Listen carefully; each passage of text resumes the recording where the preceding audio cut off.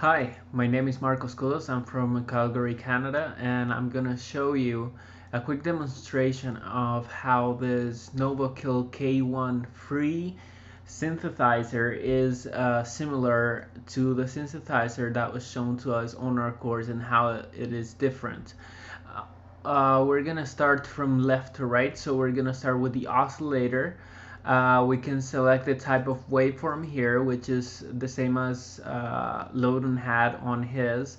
The good thing about this is that it also has a white noise and pink noise generator, which is very useful, especially for measuring the frequency response of certain things. At least that's what I use it for. Then we have an octave selector, the pulse width, the envelope, I think you can see envelope to pulse width, and the spread, which as you can see detunes each unison voice. Um, and this is dual unison, which basically enables the octave to play at the same time as the root of the note that you're playing and the octave. So basically you're playing two notes at the same time.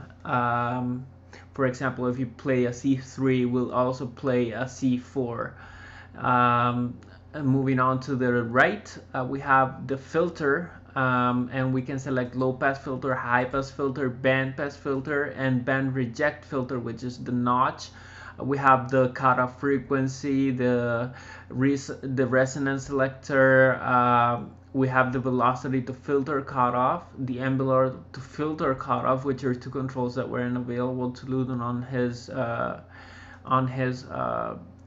synthesizer. Then we have an envelope for the filter, and this is something that Ludon definitely didn't have, and it's very useful.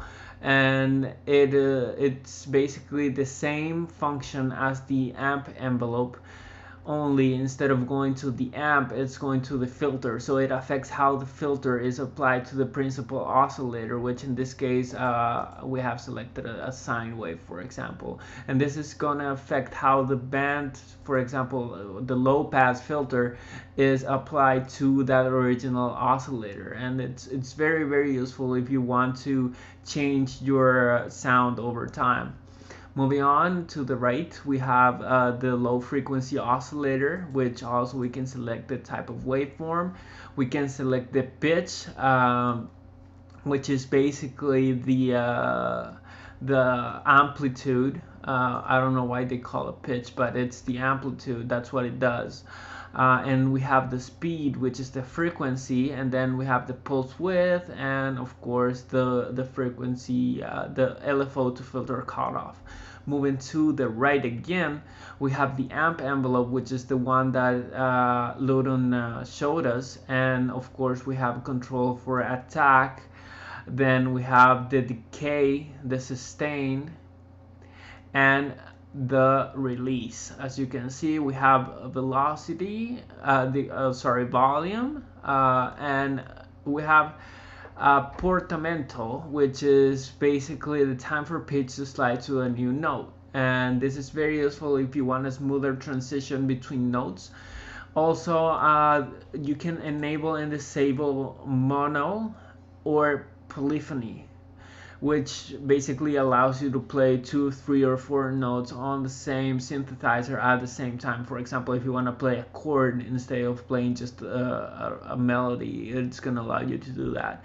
And then it has an effects button. This is not very well developed in this version, but I'm told that there are a newer version of this synthesizer that have a more developed effects section.